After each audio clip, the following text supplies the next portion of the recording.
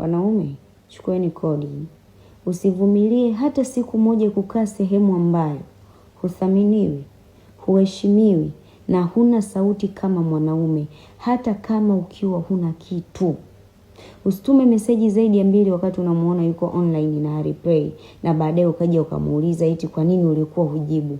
Unashusha brandi. Usiombe wala kulilia ngono.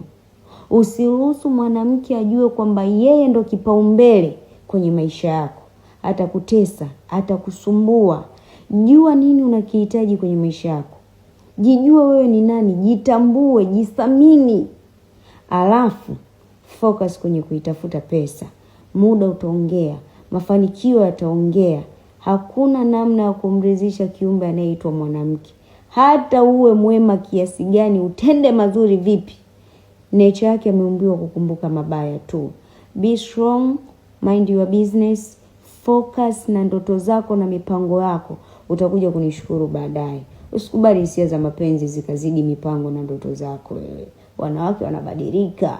Mtu pekee ambaye badiliki ni mama yako mzazi.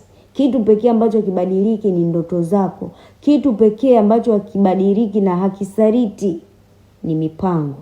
Mtangulize Mungu sana, vaa pendeza, kula shiba, mhudumie mzazi.